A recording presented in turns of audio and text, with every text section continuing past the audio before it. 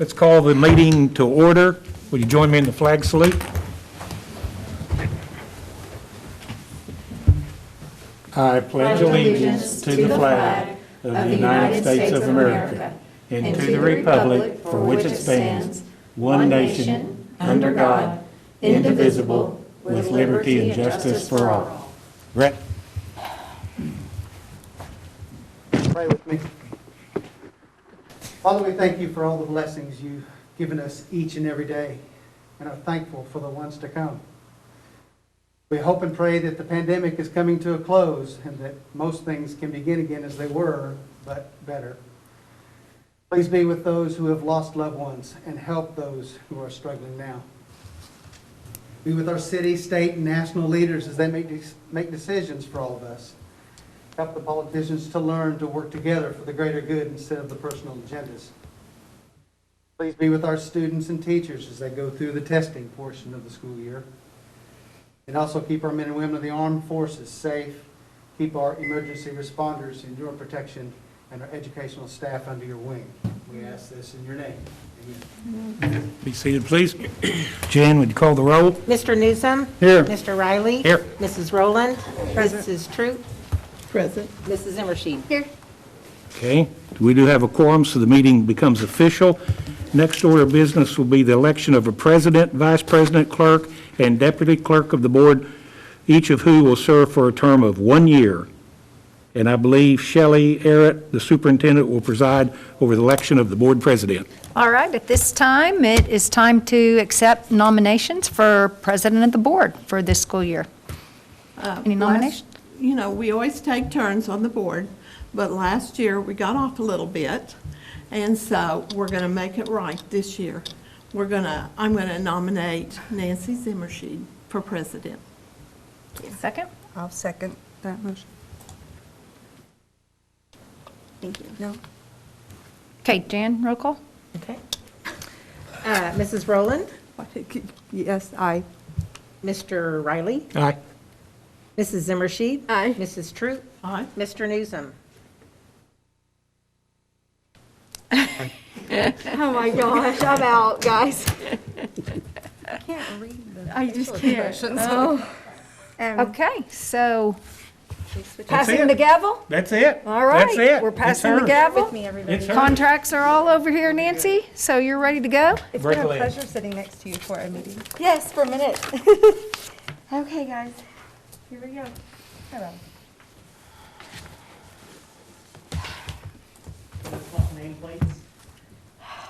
Sure, come do that for us, Zach. I'm gonna put Unless this. Mr. Riley wants to be known as. No, I don't mind being Nancy. I Can't wouldn't. pronounce the last name, but I wouldn't. Okay, thank you, guys. Okay, right now, we're gonna take nominations for vice president, board clerk, and deputy clerk.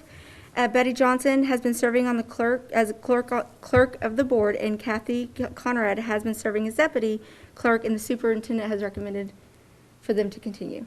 So will we take nominations at this time? Yeah, for Vice President Judy Troop. I second. I'll take the second on that. Mr. Riley. aye. Mr. Newsom. Aye. Mrs. Rowland. Aye. Mrs. Troop. Aye. Do we have a motion for board clerk and deputy clerk? Yeah, I make that motion. As That was well? part of that motion. Okay, so that's Well, just because, okay, yeah. sorry, okay, And I'll second that. okay. You need another vote, or do we need another vote? No, I Okay. included it with. That's Okay, what I I'm thought. sorry. Okay. And at this time, we're going to go ahead and go. Sure. Okay, we're going to do the presentation of the Employee of the Month and Friend of Education Award. And Certified Employee of the Month is Jessica Wyckoff. She's a special education teacher at Union Elementary. Let me see. And there she is with her kids. So we would like to nominate Jessica Wyckoff for Certified Employee of the Month. Jessica is inspiring to watch in the classroom. She works hard to assist her students in reaching their academic goals. She also involves her staff in teaching them how to work with their students. Jessica is very knowledgeable in her field and is willing to explain things to her staff so they may better be equipped to work in the classroom. Jessica also works with the union leaders and teaches them about the qualities of a good teacher. In the past, she has also led the group, Circle of Friends. This group teaches students about being kind to others that are different. Since we have come back to school in August, Jessica has been diligent about working with all students to wash their hands and wear their masks. She implemented this routine into a daily schedule for her students. Some of her students have become successful at both. Jessica's hard work and dedication are inspiring. Congratulations, Jessica Wyckoff. Yay, Jessica. Yeah, good job. Okay, now we go to the Support Employee of the Month, which is Cheryl Gillespie, and she's at the central office. She's a receptionist at the central office. Cheryl is the first smile you see when you walk into the Board of Education. It doesn't matter how frustrated the person on the other end of the line is when they call, but because they're always met with the nice, reassuring voice of Cheryl Gillespie. Whether you need direction on distant learning, Chromebook repair, or you want to voice your opinion on whether schools should or should not be closed. Cheryl's there to listen and direct you to the correct person to give your opinions to. She comes to work early and assists in getting subs where they need to cover classes, and that is not an easy task. Cheryl is cross-trained to assist out with others and other duties as assigned, and she is one of the first people you go to when you have a question, because she is like a central knowledge base. If she doesn't have that information, she knows where to direct you to get it. Cheryl is a true team player and willing to do whatever it takes. Cheryl has a great sense of humor and is fun to work with. Cheryl is a valuable asset to our team, and we're lucky to have her as a coworker. Congratulations, Cheryl. Congratulations. Now, Friend of Education would be White Eagle Health Center, and Daniel Sharon supports the supporters of Ponca City Public School. White Eagle Clinic and Daniel Sharon are the Ponca City Public Schools Friend of Education for the month of April. Mr. Sharon reached out to the district in late January and offered to vaccinate teaching staff well in advance of the educator phase. Mr. Sharon and his team organized 4 clinics before spring break. During these 4 clinics, 156 certified and support staff were fully vaccinated. Their generosity not only benefited the employees who were vaccinated, but benefited all students in Ponca City Public Schools. Because these employees are vaccinated, they are exempt from quarantine, allowing our students more access to qualified staff during the pandemic. Words are not enough to express the gratitude and appreciation our school has for the generosity. Thank you, White Eagle and Daniel Sharon. Thank you. Okay. Do we have any public comments? No. No? Okay. Next is our Superintendent Report, and she'll be talking about legislative updates. And a few more things I threw in there. So we'll do a quick legislative update. As you know, many of you have read about the Oklahoma State School Board's decision to equalize funding for charter and virtual charter schools. And this was held on a special board meeting on Thursday, March 25th. It was a 4-3 decision to approve, but the board voted to adopt a resolution to equalize funding for charters, virtual charters, and settle a lawsuit that the Oklahoma Public Charter School Association versus the Oklahoma State Board of Education. So there's a lot of controversy over this, whether it was constitutional or legally compliant. So the potential impact of the State Board of Education's resolution will give charter schools and virtual charter schools state dedicated local ad valorem collections, including building fund monies. And this could come into effect on July 1 if not ruled unconstitutional. And in addition to building fund money, it would be county 4 mill, GPT, motor vehicle, REA money, and how we think that would impact us the most would be through our motor vehicle money. So a little bit of information on that. It would reduce state dedicated revenue to all 510 brick and mortar public schools. And this is a chargeable in the state aid formula. So if it goes into effect July 1, we would not feel the effect of not having a chargeable from that. So unless state dedicated resource increases, the amount for ADA will drop for the first year. So Brenda, do you have any idea how much that would impact us? We kind of looked at it and it's hard to say. It's hard to determine because it takes the entire state and the total pot of money and divides it out among all the students in the state. So state aid will charge the collections in the next year to the charter or the virtual charter, but it won't go against their chargeables in the first year. Building funds will be shared if this is not found to be unconstitutional. Now, there's some legislation out there to try to respond to the OSBE decision, and Senate Bill 229 talks about there's a portion for a certain amount of income tax dollars to the state public common school building equalization fund that can be used to provide building funds to public charter schools, but it excludes virtual charter schools since there are no buildings to repair for virtual charter schools. Also, there is a House Bill 2755 that would codify the recent State Board of Education decision on charter school funding and mandate that charter schools receive a portion of local property tax. So basically, House Bill 2755 would confirm the State Board's decision. There are some common education bills. There's one in particular that Zach may want to address relating to burdensome process for payroll deductions, and this is Senate Bill 634. So for an employee to be able to payroll deduct any professional association fee, there are several processes that would have to take place. And this is not only for teachers, whether it be OEA, POE, but also for administrators as far as COSA goes as well. So the education employee must submit a written authorization for payroll deduction to a professional association.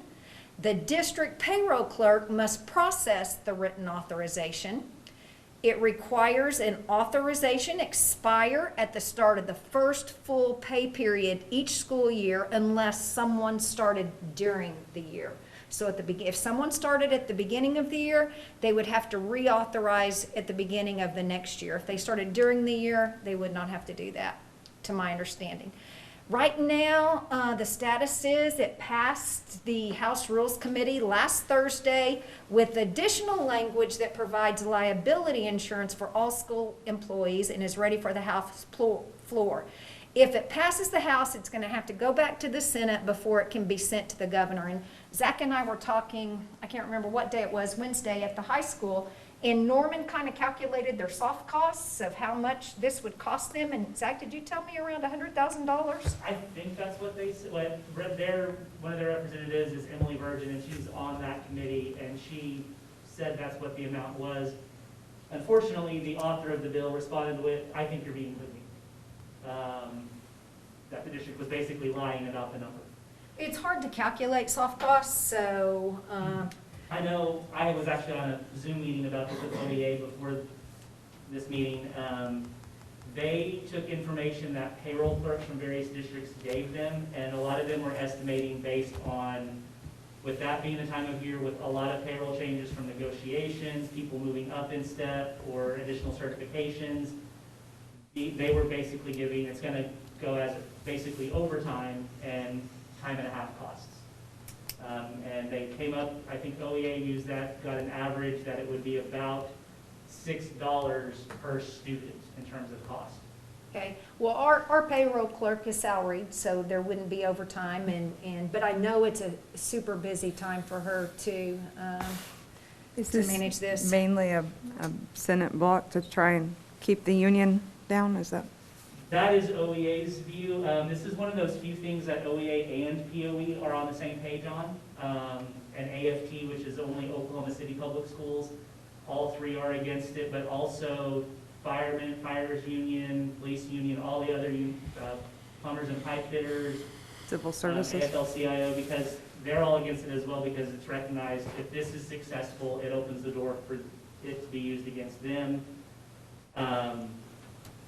It's redundant. It's claimed as intended to make sure teachers know they have the First Amendment right to not join, but Oklahoma is a right to work state. They already know that. And it's essentially based on out-of-state copy-paste bill. And is widely viewed amongst teachers as an attack, a retaliation from the walkout, making it harder for teachers to join their local association because they have to renew it every year rather than it be continuing until they say they don't want to be a member, which they can do already. Well, and one of the views of the SDE and our legislatures were to take off some of the red tape mandates that we have, and really I don't see the purpose of this except it's just red tape, more things that need to be done, so. Is that COSA's also same stance? Pardon me? Is that COSA's stance also? Yes, absolutely. Okay, and of course, this just talks about the paperwork burdens for the district. The school board election bill was laid over. It's Senate Bill 962. It would have modified school board election dates. It would have aligned school board elections to county, state, and federal elections, and the filing period would be in February, in the primary election in June, if there were more than 2 candidates, and the primary runoff in August, and the general election in November. That's been laid over, so in the House Rules Committee last Thursday. It wasn't to take effect until, I believe, 23. That would be the first filing time in April. We had an educational bill that was modified. 639 permits Oklahoma Higher Learning Access Program, which is our OLAP program, which is known as Oklahoma's Promise Awards for post-secondary career and technology programs that have been identified as critical occupational areas.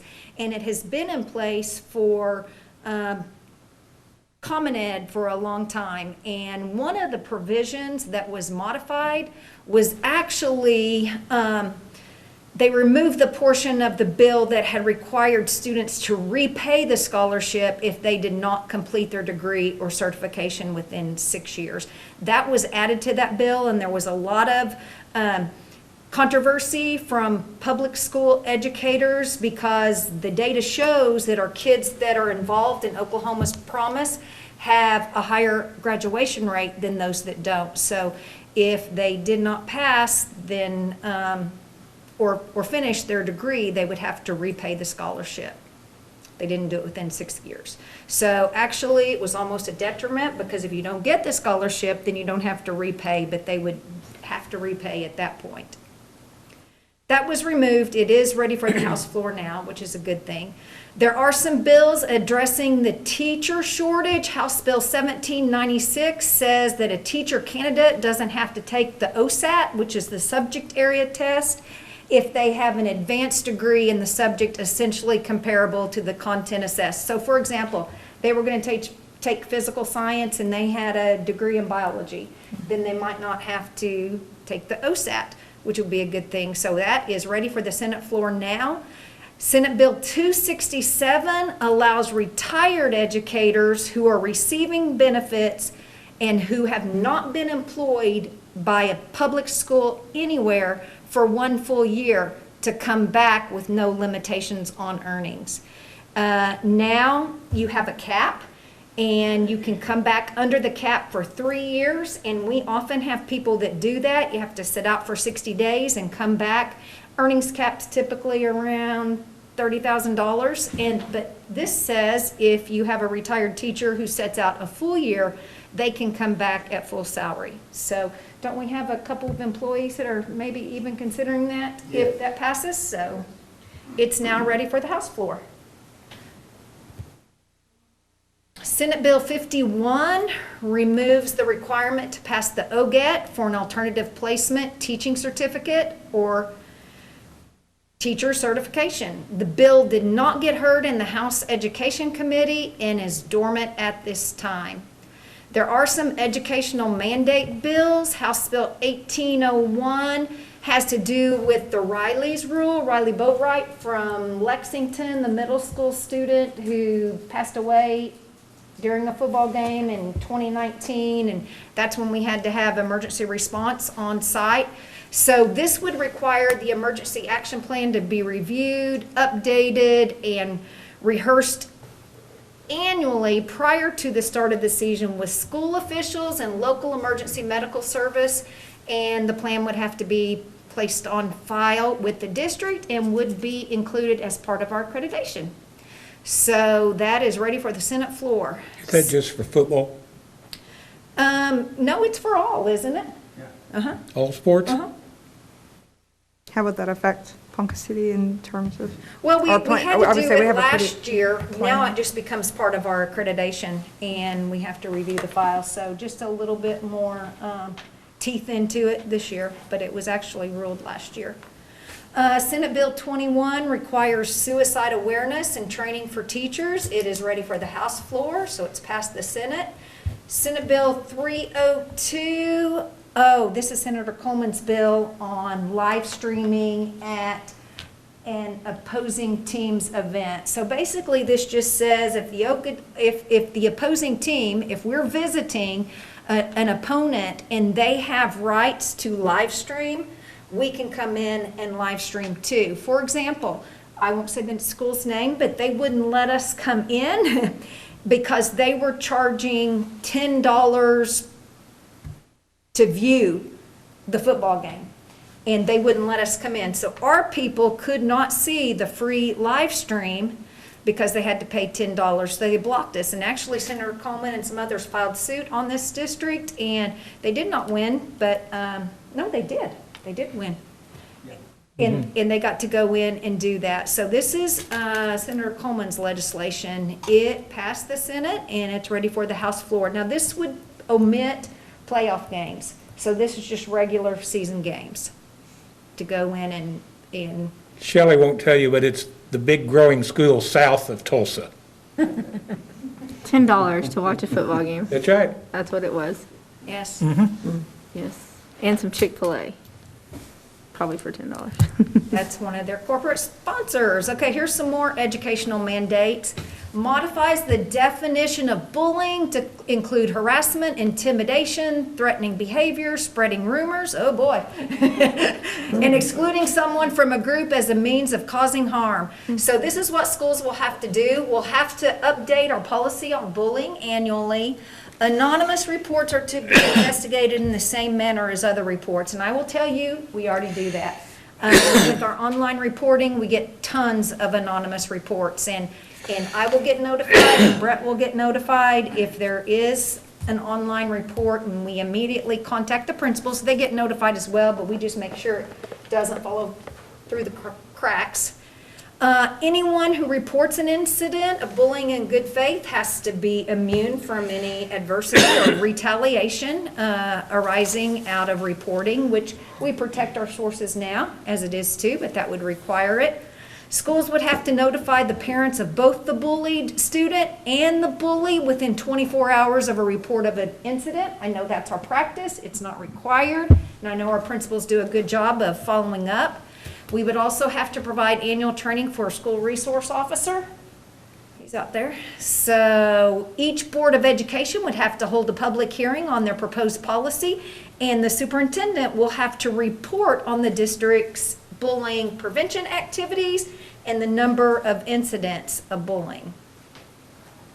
And that's ready for the House floor. It has been approved by the Senate.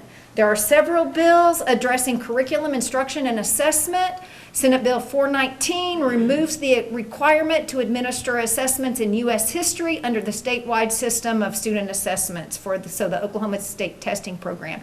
It is ready for the House floor, but In place of that, House Bill 2030 requires the study of the U.S. Constitution beginning in the 22-23 school year. And rather than the U.S. history assessment, it requires that students pass the United States naturalization test in order to graduate. So it'd be part of their graduation. And I've heard that's pretty hard. Yeah, I hear it's Bringing very back hard. some civics education. It's exactly right. And this is ready for the Senate floor. House Bill 2693 directs the State Department of Education to establish a micro-credential program for teacher candidates to earn a micro-credential in civics through a working group. And basically, this is virtual training, and the state, the agencies, which it would be the State Department of Education and the OEQA, would have to adopt requirements by July 1 of 2020 and made available to teacher and teacher candidates throughout that school year.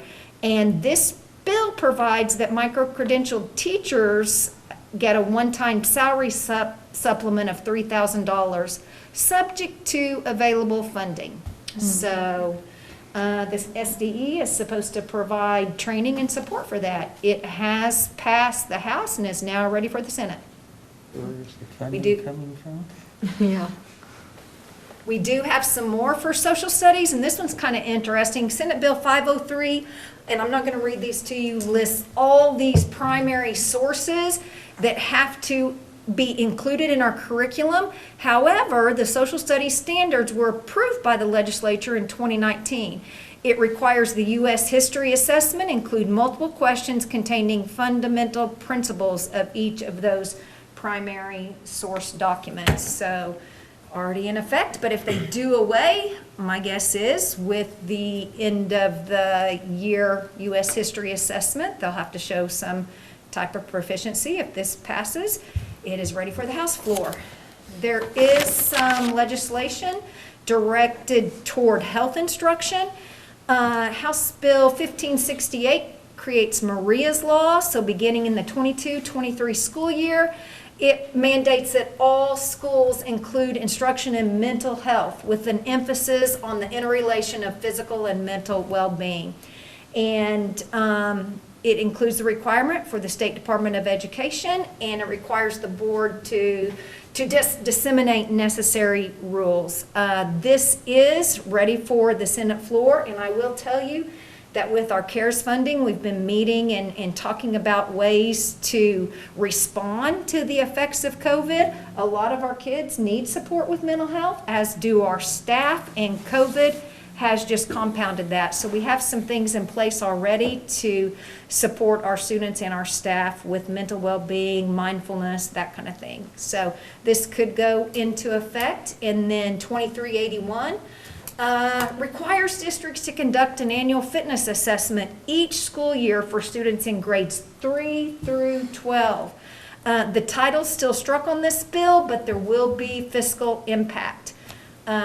Ready for Senate floor. So that would be an unfunded mandate then, if it has a fiscal impact, that we would have to come up with the funding for it. We still have some more for computer science, and this is directly related to the pandemic and the distance learning that's been going on throughout the state. For the 24-25 year, it would require a minimum of one computer science course offered to students. And middle and elementary schools offer instruction aligned to the Oklahoma academic standards for computer science. It permits the instruction to be offered through standalone computer science courses or through integration of other courses. So it wouldn't have to be a separate class, but they could integrate with other courses as well. This is ready for the House floor. Okay, this one passed. It's a big one for us. House Bill 2078. It changes the basis for the state aid funding. Instead of you using the highest weighted average daily membership from the current year or 2 prior years, district could only use the highest weighted average daily membership from the current year or to the prior year. It was signed into law by the governor on 3/31/2021.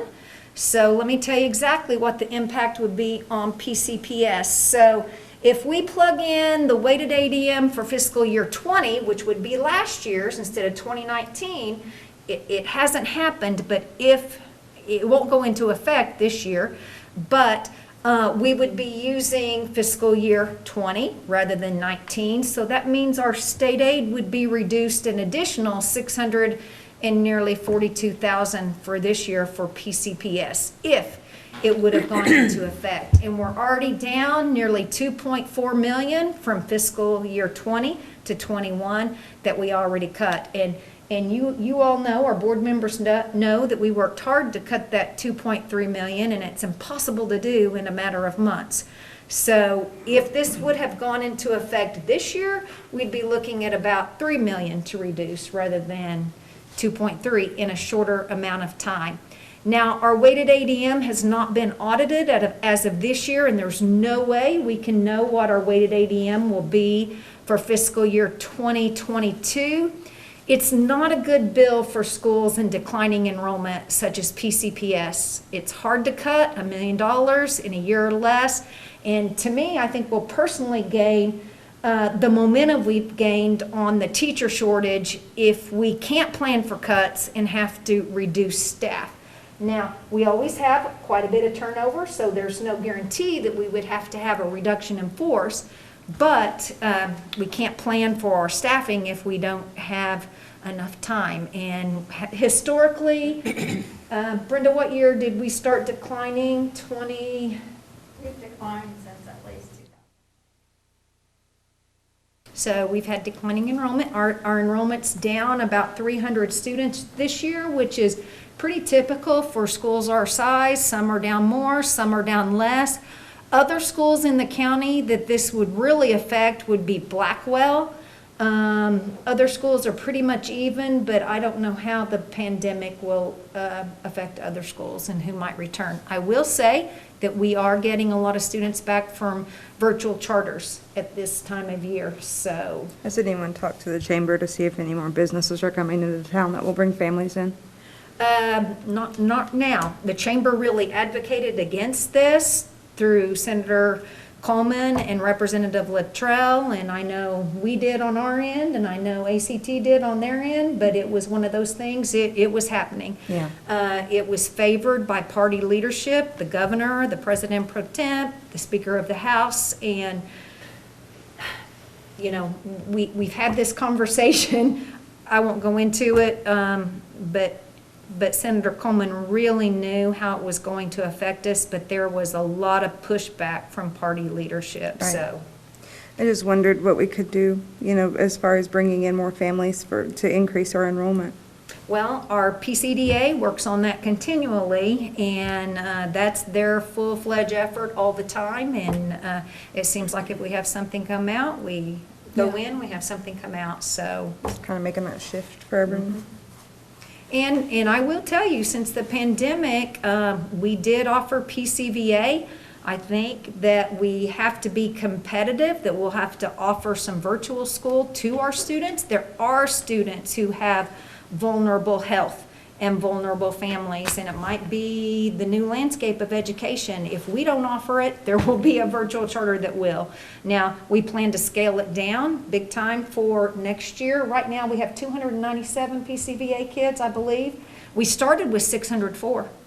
So, and we have gotten most of those kids back to us within the district. Now, one thing about our PCVA, our teachers and directors really monitor. Those kids get calls once or twice a week. We put them on probation.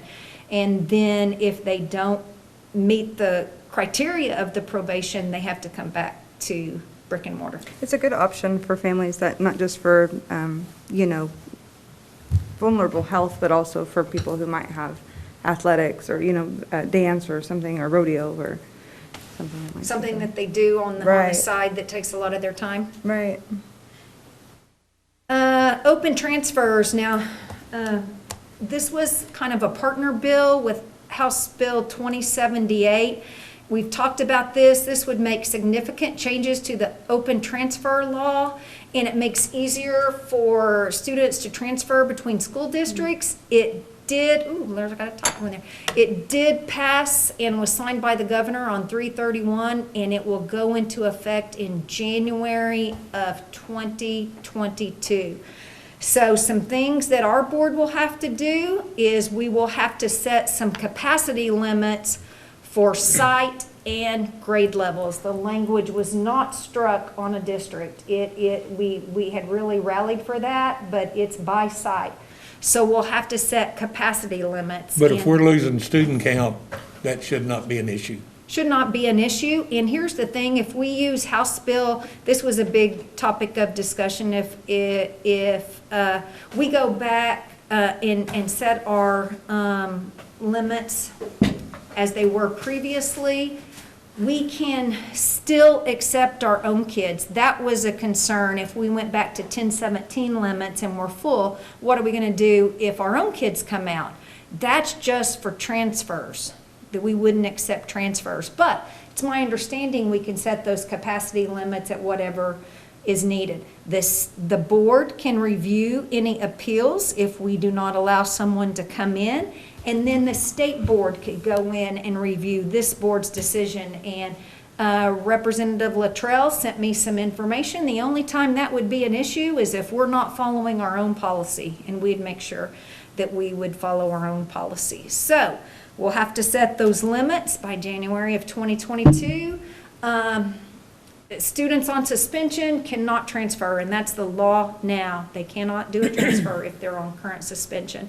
If they have excessive absenteeism, I guess that will be defined by us, by the legislatures, on what is excessive absenteeism, probably chronic absenteeism, just like what we do.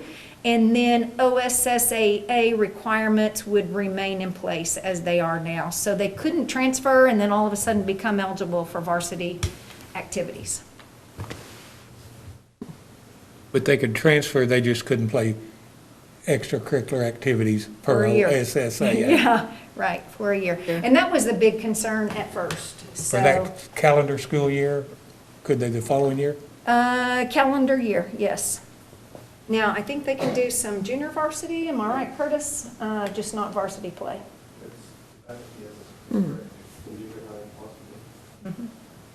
Now, there was some talk in our OASA meeting on incoming freshmen. So we don't know how it would affect them, because right now the rules say if they come in as an incoming freshman, they get to participate. Is that correct? I think they'll participate in sub-varsity. Okay. So JV or even freshman level games. Okay, so there's where we are on common education in the legislature, and things are moving quickly. So I'm going to give you a quick COVID update. Our COVID risk alert was 4.9 this last week. It was in the yellow level. And if you'll notice, it's been our lowest since we started school in August of 2020. So things are looking pretty good. And you can see around those holidays, we got up to 134, I do believe, was our highest risk level, which was majorly significant. And then we've had some anomalies where we bounced into the orange level 1 in February and then just after spring break. Now, last time I shared the weekly totals with you from February 1 to March 1, so it was significantly different. I believe February 1, we had over 204 students affected, and then it went down, way down in March to 51 students affected. And then if you'll take a look at the first week in April, we're down to 14 close contacts, no positives whatsoever. And this has been for 2 straight weeks. We have not had contact tracing. Now, last week, we didn't even have a close contact. Or the week prior to 405, we didn't have a close contact. We had 5 close contacts on Monday, and those came from students who had attended a track meet, and they were exposed to a positive from another school. Then the others are family related, the other 9. Now, on Friday, we did have an open case, and it was actually Thursday. We did have an open case, and we're pending results. So it was a student who had siblings at 2 other sites, so they have been sent home. And I noticed before the board meeting you hadn't heard anything. So have you not heard anything on that test?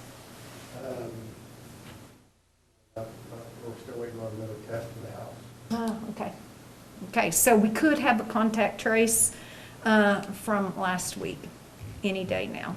So we'll keep our fingers crossed. We've had some open cases and they didn't turn out to be positive COVID. The student was fine, so this is going to be, I don't want to contact. Awesome, that's awesome. So the student was negative and it might just be a family member? Perfect. That'd be great. Okay, our percent out, take a look. The left side is staff, 0. I mean, 0, 0, 0 across the board. And since we've had so many of our staff members vaccinated, we haven't had a positive since the Monday after spring break with our staff members, and that was kind of a fluke. So we only have, again, those 14 students out, and our highest number is at East Middle School, and there happens to be 6 students. So it's looking good across the board. And here we are, is our trend data for first semester. You've seen it multiple times, so I'm going to go on to second semester. We've had, at the end of 409 Friday, we had 0 positives, and it's the first time, I think, let me go back. Yeah, there's not another time that we had 0 positives before the end of last week. We only had 1 the week of 402, which did not require a contact trace. So it's looking good. So we met last week and made some changes and updated our COVID restrictions, and we still want to protect our students and staff, and we have hung our hats on the science of the CDC guidelines and what's best for safety for all, but we're trying to ease some of those restrictions. And if you'll remember, the board's protocol are pretty general. It doesn't give any specific. It might say restrict indoor events, or consider, or provide frequent mass breaks. So I'll talk to you a little bit about what we're going to propose. As far as outside events, we're going to maintain 50% capacity of seating if the COVID alert levels are above green. So that's anywhere yellow to red, and we hope we don't get to red. If the risk level moves to the green COVID alert level for 2 consecutive weeks, we're going to go to 75% capacity of outdoor seating. We're going to say masks are optional outside, which they currently are, if distancing is possible. And I will tell you that sometimes we have events and people aren't distanced and aren't wearing masks, but we're not making a big issue of it right now as long as our risk levels are low. We are going to allow field days, graduations, awards assembly, and other events outside at school sites with guests attending. So if they host these outside, they can bring in guests. So let me give you like an example. Tina Fisher at the Pre-K Center is going to have a graduation ceremony, and it's going to be like over 3 days, and they're only going to do like 1 class at a time, and any family can bring as many number of people they want, and they'll sit together in pods. Grandma, grandpa, aunts, uncles, whatever. We're saying that masks are optional if distancing is possible, and if they're in a family pod, they really don't have to wear a mask either, because that's not required now by the CDC. We're trying to encourage all of our groups to think outside the box so that we can have as many activities for our students as possible.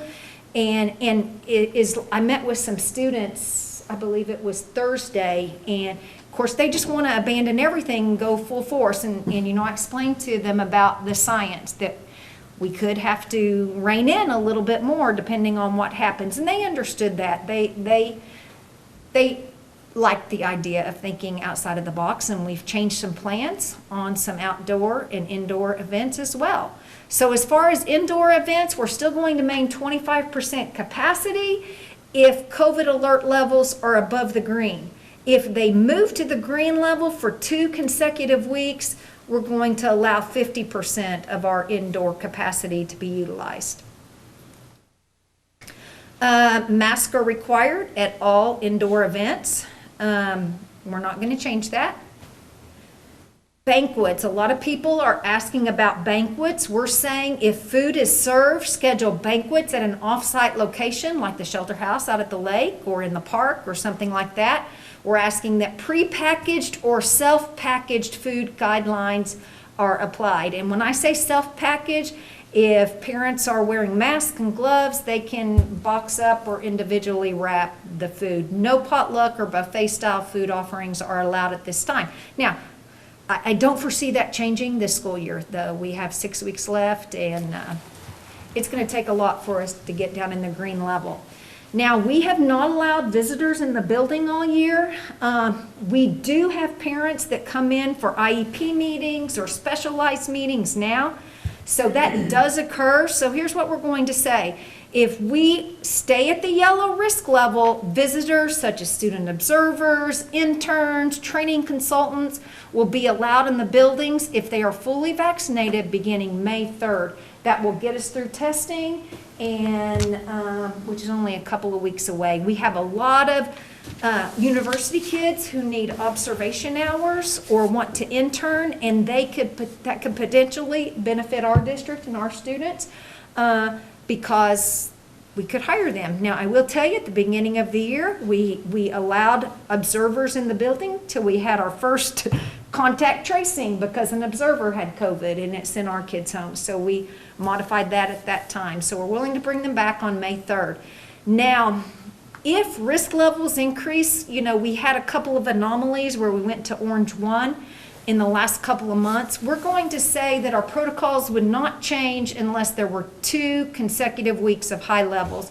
For example, they're bringing in 1,700 contractors at Phillips, and they have to be COVID tested. And I don't want that to jeopardize our protocols if there's an anomaly such as that. So it has to be 2 consecutive weeks before we would change our protocols. Safety screening. So I haven't given this information to principals. So beginning Wednesday, April 14th, we'll have our employees self-monitor temperature before coming to work. And if a fever is present, they are not to report. Now, I'm not sure that we've had anybody be screened, any employees be screened because of a fever. Do you guys know of any instances? We've had very few students. Student screening will continue at all risk levels. However, if the COVID alert level moves to green 2 for 2 consecutive weeks, we'll allow our students to self-monitor their temperature as well. Summer events and travel. Summer events such as camps, practices, and conditioning may occur on school grounds with appropriate safety protocols in place. We also are going to say that student, employee, and travel may occur if risk levels are maintained at the yellow alert level or lower. So we haven't had field trips, we haven't had training, any district training, but I know that our teachers are planning for summer training and training in the fall, and that's a big question. So we are letting them travel together. We had that discussion in Superintendent's Cabinet Day even in a Suburban, in a school vehicle. So right now, our tennis players and golfers, well, I don't think tennis maybe, just our golfers are traveling in Suburbans because we have so many spring events that all of our buses are everywhere. So they are traveling in Suburbans now, and we haven't had an issue. Now, there's a big difference between regular spread and aerosol spread. So our fine arts department, being as dedicated and diligent as they are, they followed a Colorado study that was very, very rigid, and lots of weeks were spent on research. So aerosol spray involves choir and band. It doesn't involve orchestra because they use a bow. They don't use their mouth to produce sound, but we haven't had any concerts whatsoever, and just Miss Cochran does not want to do something for orchestra if the other fine arts classes can't. So here's our plan. We're going to keep it, and this is what the study says, 20% capacity at indoor events. And this came up this morning if it was an aerosol spread event. Right now we're allowing 25, but it would just be 20 for aerosol spread, according to the science of the aerosol study. We're saying 50% capacity of seating at outdoor events, mask required indoor for participants, and you may have seen our singers and our band player, our students that play band instruments had a mask with a slit into it, and they actually blew through the slit of the mask, and And what that does, it keeps it from upward spread and downward spread. So the spread, aerosol spread is just going into their instrument. So now we're saying that masks are optional outside if distancing is possible. And our jazz band is going to perform at Smith's Home Furnishing, and it's outside. If the weather's good, we're not going to require them to wear the mask. As far as orchestra and chorale, they have been recording and working on synchronized concerts. So they are editing these concerts, and each student is playing from home, and they've put the pieces together, and it sounds fabulous. We are going to show that as a concert in the concert hall, so that means we can have 25% in the concert hall to view that. And then I think that's how they're going to do their banquets, or not their banquet, their awards assembly. They're going to give the awards at that time in the concert hall. And rather than having a banquet, Luther Moore is going to come up with a gift bag for them to give to them as they leave the concert hall. So our academic rally is going to be in the concert hall, and it's just going to be our seniors, our teacher leader banquets in the concert hall. And I believe to maintain that 25%, we're allowing 6 guests for our Teachers of the Year, and we didn't do that at all last year. So we are making some concessions, and if we go to the green level, we'll really reconsider what we're doing. Here's what we want to do is stick to the science and stick to the CDC guidelines, because if we go off of them, everything that we've done this year will have no credibility, or if we have to implement further. Masking protocols, masks are still required indoors. Staff may remove masks if they're not in their classroom or office, or if they are in their classroom or office alone. Same with students, if they're in a room alone, which they shouldn't be because they need to be supervised, but if they're in the restroom alone, they may remove their mask. And our kids are really, really good about it, better than the adults, I will say that. Masks are required while in vehicles, including buses and school vehicles. Now, we had told our employees if they were going to lunch together or traveling somewhere together in their own personal vehicle before they became vaccinated, that they had to wear a mask. In fact, we told them not to ride together. In fact, Curtis and I rode in the car together for the first time on Friday when we went out to White Eagle. We've both been vaccinated. We both wore masks. So we're asking that employees traveling together in personal vehicles during school hours still follow masking protocols unless all traveling together are vaccinated. Curtis and I were both vaccinated. We still wore the mask. So here's something important to note. If risk levels increase, we will tighten our protocols. So we have not determined protocols for 21, 22, and there's no way we can do that now. There's no way to predict 10 minutes in advance with COVID. So we're cautiously optimistic about returning to a normal year next year. And I know that was a lot of information. Any questions, concerns, comments, discussion? Do we discuss building usage from outside? Was that in there? I didn't see it. No, we did not discuss that. What we did talk about was if our own kids used our facilities, they could do that. So, like I think Roosevelt wants to go to Solon's for a field day. Okay. That's not a problem. But outside groups, no, we're not there yet. Okay. So. There's nothing in the employee handbook about following mask protocols, like outside of work, like, it's No. just, oh, okay. It's just at make- work. We can't control that. Right. So, you know, we did have some issues early on where employees would, like on professional days or distance learning days, go to lunch together, and we've had entire vehicles taken out with a positive, so that put us in a real bind. So we asked them to mask up in their personal vehicles. And we're still doing that unless they're fully vaccinated. But there was like, what, 100 and something vaccinated, so now it's. Oh, less the risk. 156 was just at White Eagle. We are at 497, and about 495 of those are fully vaccinated. And the other 2 would be fully vaccinated, but they had the BAM infusion, so they had to wait 90 days. That's great. So it's time now for lots of them. And then And when we first started out, I think it was 34% that was interested in vaccines, and we wound up with 66% of our 705 support and certified staff vaccinated. So it increased. And I will have to tell you, students can be vaccinated 16 on up, and we have lots of students who are vaccinated, and they love to announce it. Miss Everett, I had my vaccine, and they say when they check out, going to get the vaccine. So we do have a lot of students that are vaccinated. We haven't gotten to the point, they will be exempt from close contact quarantine if they're 14 days out. We haven't had a close contact quarantine since 16 to 18-year-olds could get the vaccine, but they would have to show us their vaccination card. They just can't tell us they've had the vaccine to be Right. exempt. So we're hoping we don't have one. So that could be good news about our, I was expecting a close contact tracing investigation today. Thank you. All right.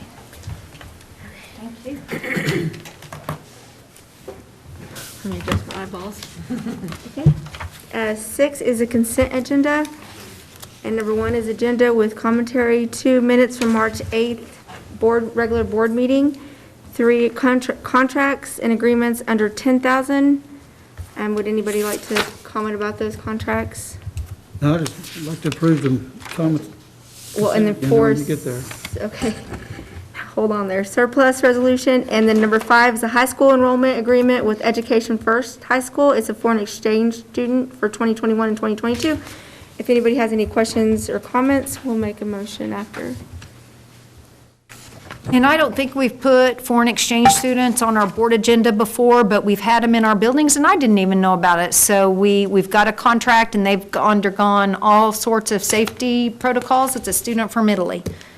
So that's just on the agenda so that you know we'll have a foreign exchange student, so. Move for approval. Okay. Do you have a second? Second. Okay, number 7, action item. Call for a Oh, vote. sorry. Mr. Riley? Aye. Mrs. Rowland? Aye. Mrs. Troop? Aye. Mr. Newsom? Aye. Mrs. Zimmershed? Aye. Okay, then we have action items. We have budget amendments. We have fiscal year 2021 general funds for $481,425.25. Is that how you want me to say them? Okay. And then fiscal year 21 building funds, Fund 21, that was for $291,453.76. And we have another fiscal year 21 child nutrition fund, and that is $30,638.25. Then E is LRD. LRD is what? LRB LRB. improvement bond. Okay, and for that was for 2016, and then it's $385.57. And 2020 building bond 31, and that was for $223,476.96. And then G is for gift and endowment fund, and that's for $11,261.69. And then change order list for April 5th of 2021, and that went with the funds of 11, 21, and 22, and 81. Budget analysis report, then we had bond fund reports, Booster Club fundraiser request, activity fund reports and requests, treasurer's report, and ratification and approval of payroll. And we like, if anybody like to make a motion for A through N, I believe. I'll make a motion. Okay. Second. Mr. Riley? Aye. Mrs. Rowland? Aye. Mrs. Zimmershed? Aye. Mr. Newsom? Aye. Mrs. Troop? Aye. Okay, number 2 is vote to approve and disapprove, or disapprove resolution for school and libraries universal service. From what Mr. Ryan had said, it is the government will be, or federal government will be paying for the internet, 80% of our internet. So that'll be that. Would anybody like to ask him any questions, or? Move for approval. Okay, And second. okay. 3, consent and take action. Call Oh, for a sorry. vote. I get really excited, Mrs. sorry. Zimmershed? Aye. Mr. Riley? Aye. Mrs. Troop? Aye. Mrs. Rowland? Aye. Mr. Newsom? Aye. Okay, ready? Consent and take action to the following contracts and agreement. It's a quote for Speed, and it's desktops. There's 80 desktops with 4 gigabyte cards that go up to the lab at the Poe High. It's $83,600. It comes out of bond funds. We have any questions for Mr. Ryan on that? What labs? Which labs are they? The bike programs business? It's to run the Adobe software. Well, just out of curiosity, sorry to No, derail the good meeting, question. but what Adobe software do they learn? It's the newest Creative Commons. Okay. They're using various facets of it in the different parts of the class. It's just the minimum requirements. We're at or below what we, our standard Right. box that we buy. And we actually, how we run it in an efficient manner. We've got the recommendations. Good. Yeah, Adobe's great to have, especially like InDesign and all of those, to people have that skill set. Okay. B is Catapult Learning for personal coaching, and this will be provided to St. Mary's School, and it's $2,500 per day, which is $11,250, and it'll be paid out of Title I funds. And if you have any questions, Barbara can answer those for us. We do this every year. I mean, this is an every year thing, correct? And Their title funds run They're through tied through us, us, and we yes, disseminate yes. to the Right. private schools. Okay. Everybody good on that one? In agreement with Cinder, okay, this one is responsive schools, and Roosevelt School will be doing personal training, up to 30 participants. It's $21,000. It's coming out of Title I fund. My question is, because I've known we've done this for a while, that if some teachers go off to training, are they going to be coming back and teaching other schools? Or is it just stay strictly to Roosevelt or any of that? It's just an initiative that Roosevelt is implementing into their school. Okay. And the trainers coming to Roosevelt. They're coming to Roosevelt. Okay. Anybody questions or anything? No? What is it? What is Kaleidoscope Observation tool? It's Responsive Classroom is the Oh, okay. parent company. So for Responsive Classroom, it kind of like Solution Tree is to the PLC. So it's restorative behaviors and for the teacher to respond to issues that happen in the classroom, so. Is this something that they're wanting to do yearly? Because it says that it's a one-year subscription. So would this be a yearly cost to Roosevelt then? No, it's just a training this year. They have a lot of new staff. It's always been an initiative, and they've sent individual teachers for training. And then Marcia Orr's a big responsive classroom person, and sometimes they get her in and do some training. And they haven't done it in several years, so with new staff, they want to work together as their entire staff, so. How much will these 30 participants get paid because this will be outside of their regular contract? I'm sorry, I couldn't hear you. $30 an hour, 15 hours. Well, the thing I got. So it's not really $21,000 we're spending We that talked about it plus. at the Yeah, Finance Committee. and that's negotiated, that's part of our negotiated agreement, and, We talked about it at the Finance Committee. We're getting a new principal for that school. What if that principal decides they don't want to do that? Yeah. well, I got news for you.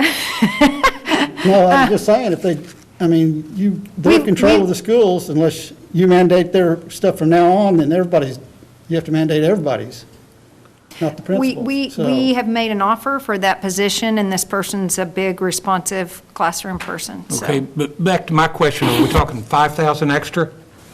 So it's really 26,000 versus 21? It's $70 an hour for 30 people. I assume it's 8 hours $30 an hour for up to 15 hours. It's $450. per person? For 30? They're up to 30 people? Up to 30, Can but be they up don't to have, 30. they don't have 30 teachers, they've got like 21. So we're Members. talking another $10,000. That's negotiated. And here's the thing, you can only earn that much for the entire year, and nobody's done any professional development this year because of COVID, so everybody's going to be earning. And it is their responsive classroom, their person is being paid for with Title I funds, and the $450 per participant will be Title II funds. So is this actually discretionary funds to the principal? Yes, for title. And that's in our board policy, that we're site-based management. They can determine the needs for their school as far as federal programs. I'm kind of back to Don's general point. If it's good for Roosevelt, why wouldn't it be good for the other elementaries? There are other elementaries that do responsive classroom. Some of them do it different ways. They do it through book studies. Also, Liberty is sending some staff do some training in Oklahoma City, and then they're gonna come back and train staff. So they just do it in different ways. Responsive Classroom is really good for any school, but I think the reason that she decided to do it at this magnitude is because she has so many new staff members. And she ended up having more Title I money than she normally would because of COVID. So she had the funds, and so she decided to do it. But these people are going to Stillwater for this, correct? No, she said they're Trainers coming coming here. Coming here. The trainer's coming to Ponca. But we would allow people to come in our building if kids aren't here. The reason we've kept outsiders out is to not quarantine our kids, so. There won't be students in the building at that time. Responsive Classroom also. What said they're- Robin's talking about is, if not all the schools are doing it, just like we're doing, we get kids transferred and they're doing something different at a different grade school, they get moved around and they're still not getting the same education. Why didn't all the schools do it? That was my question. That's it. I knew that's what you was trying With to. my education background, and I don't know if this is my opinion on that part of it, is that you're going to have different needs at each school, and that principal is going to be able to make that decision on what their staff needs best for their, type of thing, like certain types of, maybe not just generally curriculum, but, certain types of programs, that work well and respond to their demographic of students for that area. And so that might be that's just one reason that I'm thinking of, because I've often had the same question, before as a teacher, wondering, how come they're doing this and then we're doing this? And many of these things can be adapted quickly depending on what school you're transferring to. A student that's coming from a school that doesn't do responsive is going to still do well with whatever program that school is using, regardless if it's in the same district. I hesitate to make things too blanket across the board because one size does not fit all. So we have to keep that in mind. And our board policy does say site-based management. Now, we do have some district initiatives that are required that we focus on standards and curriculum, but, and Anna's Tell exactly us a little bit right. more about the board policy, says site-based management, and your definition of And- site-based management is? Is they have some control on what they need for their student demographic. So like Lincoln students would not need the same type of programs that possibly Woodland students would, so. It's like we give them their instructional budgets based on their site, and then they spend it as their needs arise at their district, at their site, instead of us making just district decisions and everybody having to do the same thing. Now, the curriculum basically has been set for district. That's right. But the different individual component, things they put with that at each site. Well, we did. But they don't have free reign on what software they buy. No, No, Yeah. The board has to approve that. correct. right. So, I mean, When I it was really teaching, depends on your one of my definition of last- My last site-based 2 years management. at Garfield, we used a intervention system that other districts, or other schools in the district didn't use, but that didn't mean that they didn't still have an intervention system. That's the way I compare this. And that Is was a big right? discussion, and this board approved that. It was when Lori Cox was still at Garfield, and, I like that intervention system. And Shelley, Responsive Classroom is really about restorative discipline and logical consequences. And for all of us that know, when discipline is also like that, which is a Kagan, it's the same. Love and logic. Same principles, and then also love and logic. So there could be other schools using those, but they're getting some of the same effect, through those programs as well, or through that training. Is it up to is the contract for up to 30 participants? So if Yes. Roosevelt doesn't have the 30 seats, if their staff isn't full enough, would it be offered to maybe a representative from each school site to come to be able to get some of that knowledge to turnkey back to their site? Or we would could. Well, But it's her money. And they'll only be billed for the ones that show. She has put it as 30 because, things happen in the summer, sometimes they can't show up. Or they Oh, I have see. things that are conflict. So it's not necessarily, it's not 30 no matter what? It's Correct. Up to. Up to, okay. So that answers that question. Aren't these just programs to help children learn? It's That have not to do really with math. behavior and Yeah.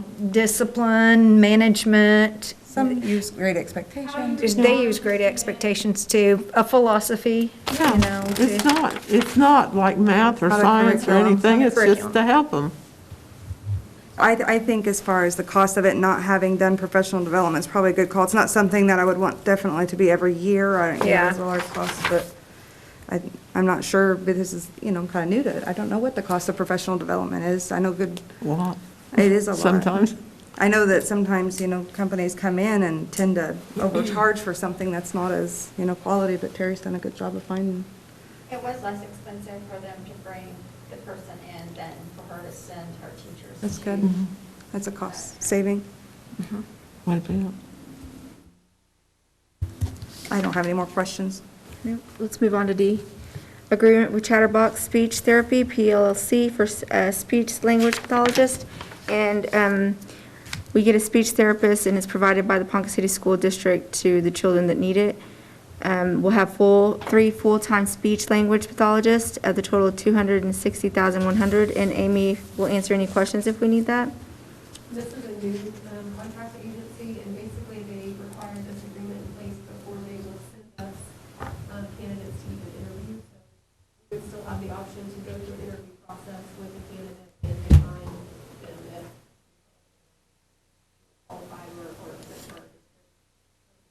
Losing several speech positions. I wonder. And that's up to 3. If they can't find 3 that we mutually agree upon, then they won't charge us, but the contract has to be in place, so. Okay.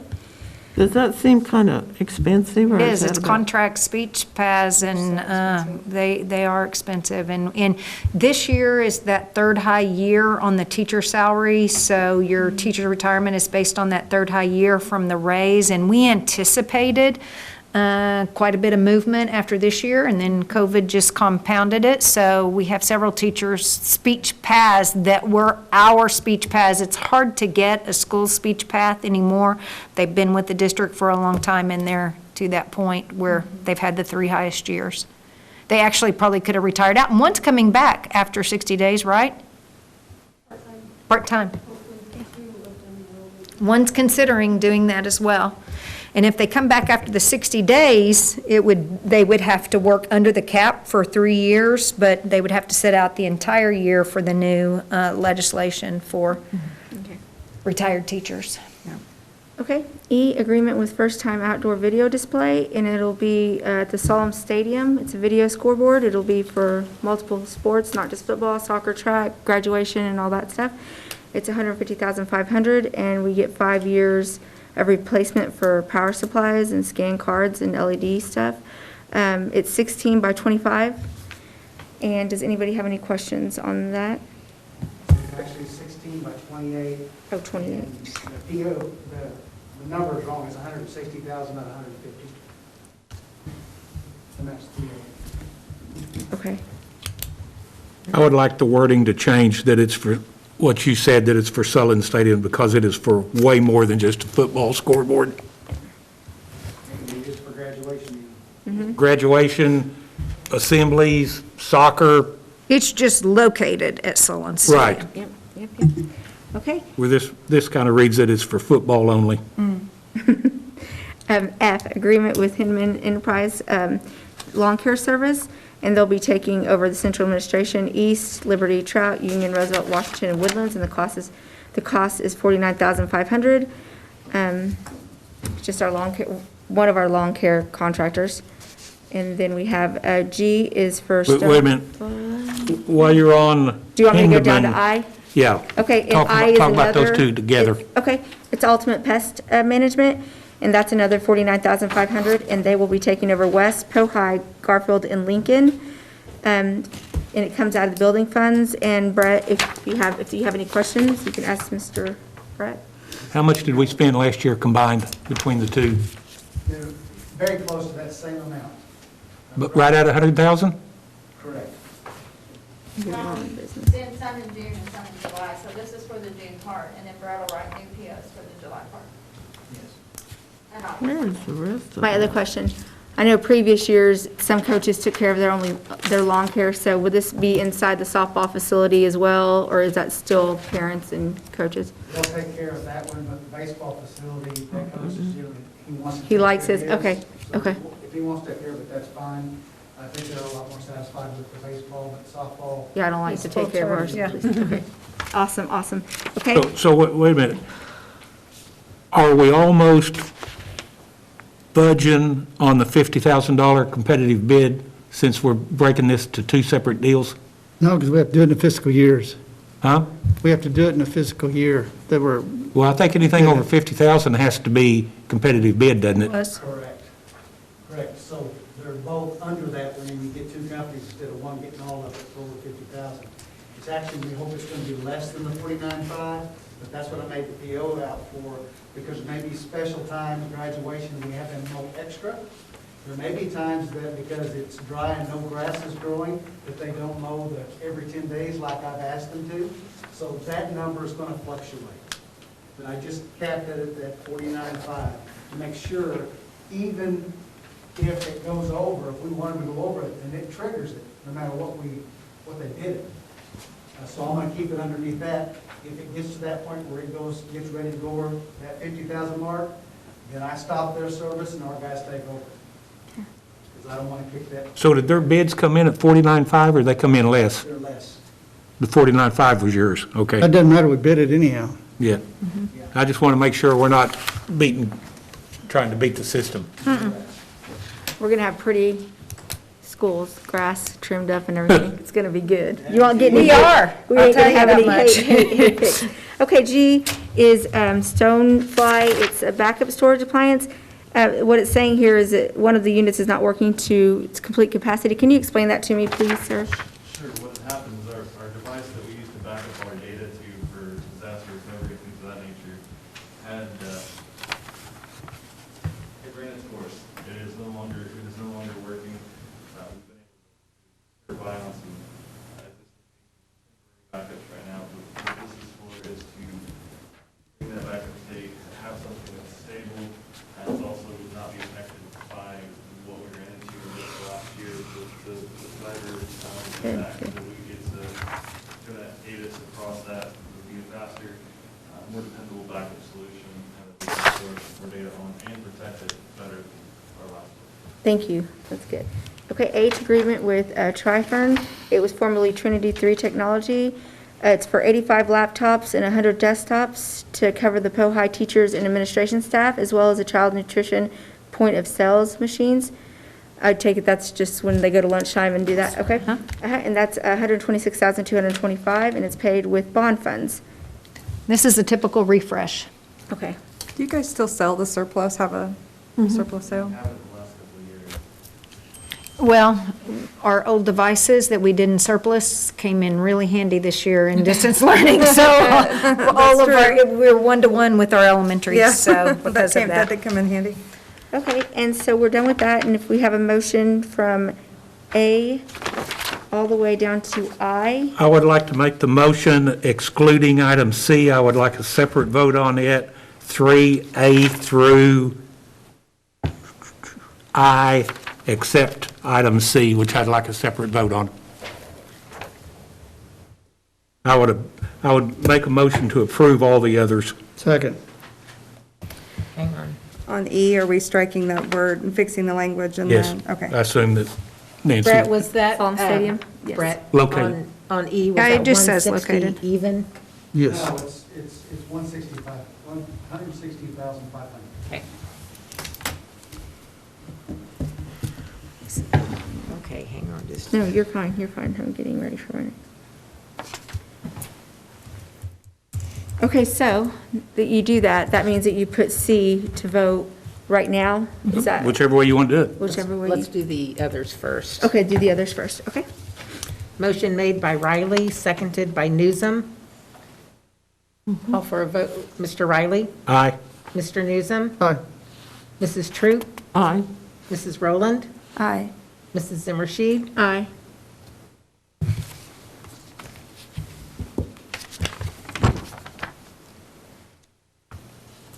Okay, consider and take action. Now No. you need to do C. Oh, I thought you wanted me to move on. Okay, sorry, okay.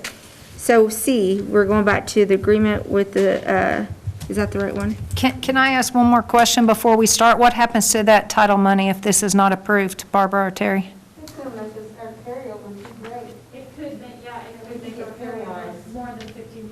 So we would be penalized future dollars. Could it not be spent on something else?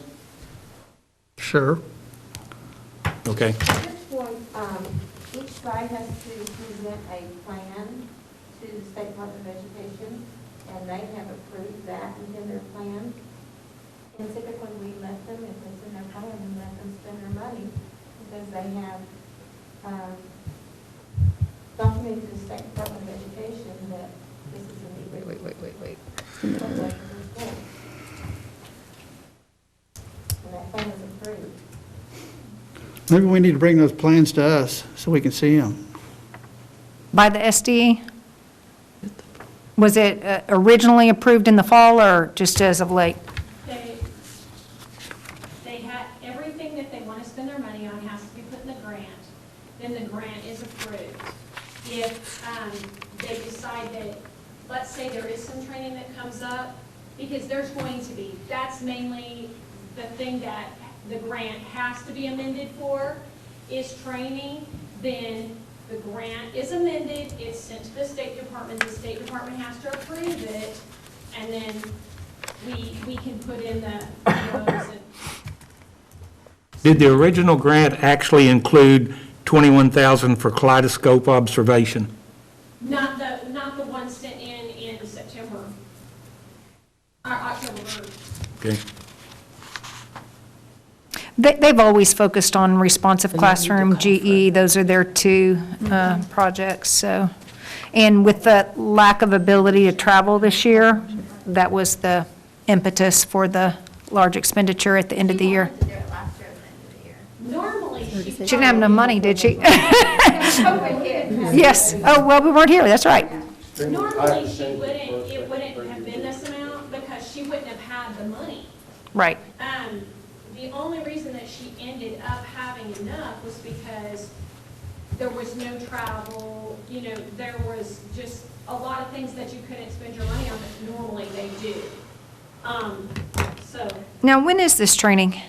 it's the end of May. So the principal is still under contract, it's the teachers that I are was not. told it was summertime. Well, it is off contract for teachers. It's like the 27th, 28th. Right, it's right after that next week. Well, and really, if the teachers don't use that professional development money for this, they're going to use it in another capacity, hopefully, right? To be able to get professional development, because it's negotiated, if they didn't have. Yes, they can, yes, that is negotiated. But there's not, it's not something that's specific necessarily to their site, so it could just be professional development over Right. any topic. It's not really Right. tailored to fit to their schools, is that? Correct. We have teachers going to Payne training in June and July. They'll be able to, put in for those extra days for the Title II money. If they have the 15 hours, we have some solution tree PLC training that we'll be having, and it'll be the same thing. It's In the summer. it's. Off contract, I'll say. Right. it's So, on contract. Shelley, so when this training happens and they have to come after school, is it under the contract of that hour? Is it overtime pay? Help. Well, it's curriculum pay. We have that Curriculum pay, you're still- negotiated where we pay our staff $30 an hour up to 15 hours. Is Same that? situation here then. Yes, for any situation in off contract. And it's not mandatory.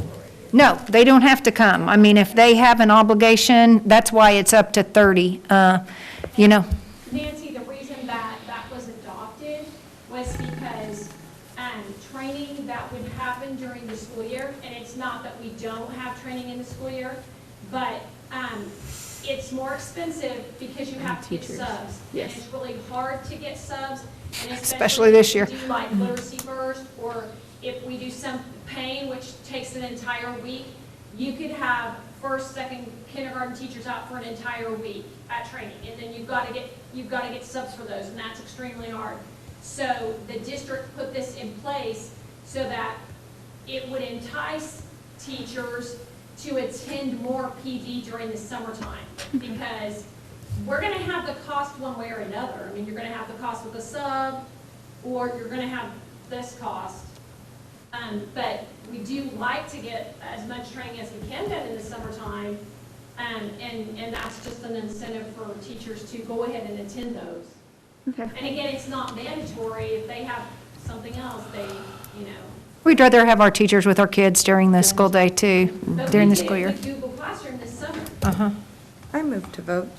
I'm going to call a motion to approve or not approve C, agreement with the Center of Responsive Schools for personnel training. Yeah, motion to consider. I approve the motion to consider C. I second. Okay, I'll call. Mrs. Rowland? Aye. Mr. Newsom? No. Mr. Riley? No. Mrs. Zimmershed? Aye. You did call me. Mrs. Troop? Aye. Aye. Thank you. I mean, I don't think you did. Okay, so we're now on 4. Consider and take action to accept bid from American Roofing and Construction for East and West Middle School, the partial re-roof situation we have. Mr. Brett can answer any questions. The amount is $350,085.75. This came in about 30 grand below the estimate with this bid, and money is coming from the funds that we got from our insurance claim they gave us, so that's where the is coming from. It's going to be included at some point anyway, we have enough left over, that's what we're spending on. Motion to approve. Second. Mr. Riley? Aye. Mrs. Troop? Aye. Mrs. Zimmershed? Aye. Mrs. Rowland? Aye. Mr. Newsom? Aye. Okay, motion to vote to convey into executive session for, We do need an executive session. would you like to make a motion? You got to go ahead and read that whole thing. Yeah. Oh, I do have to read the Yes. thing? Yep. Except for Okay, motion to vote to convey an executive session for the following pursuit to discuss the possible termination, resignation, reassignment, resignation, and employee of personnel on the attached detailed personnel report, authority for executive session 25 OS, section 307B, discuss the purchase or appraisal of real property, authority of executive session 25 OS, section 307B3, and the decision confidential conversations with this board attorney concerning pending claims and litigations, authority for executive session 25 OS, section 307B4. Did I say that right, OS? Yes, Okay. Oklahoma statute. Motion approved. Second. Mr. Newsom? Aye. Mrs. Rowland? Aye. Mr. Riley? Aye. Mrs. Troop? Aye. Mrs. Zimmershed? Aye. We staying out here or we're going in there? Let's just stay out here. Okay. We're returning, go ahead, returning to open session. We're decided by the board president that minutes of executive session were kept by the board minutes clerk and will remain confidential. Consider and take action of recommendations for termination, reassignment, resignation, and employment of personnel. Motion, discuss and vote to authorize or not authorize the school district attorney. Well, you got to do the one before that first, So wait, number okay. 8. So I go ahead and vote for number 8. You have to have a motion. Motion to, okay. Motion Second. Okay, thank you for guys. item 8. Mrs. Zimmershed? Aye. Mrs. Troop? Aye. Mr. Riley? Aye. Mr. Newsom? Aye. Mrs. Rowland? Aye. Okay, and then I'd read number 8 as well. Yes. Motion, motion decision and vote to authorize or not to authorize the school district attorney in consultation with superintendent of school, the initial legal action against the Oklahoma State Board of Education or to address the utilization of funding. Don't we need Ryan to turn us back on, Shelley? Funding. You mean Chris? Yeah. Huh? Chris? He's probably back there. I can see him. Oh, he is. He's waving. As set Okay. forth in the board resolution approved at board special meeting on March 25th, 2021. Okay, and we need a motion. Make that motion. I'll second. Second. Judy, second. Okay. Mr. Newsom? Aye. Mr. Riley? Nay. Mrs. Rowland? Aye. Mrs. Troop? Aye. Mrs. Zimmershed? Aye. Okay, any new business? No new No new business. business. It has come up in the last 24 hours. Okay, adjournment. Need a Motion. motion? Yes. Robin Second by seconded. Hannah. Okay. Second. Whoever. Okay, I'll be one of thank the two. you.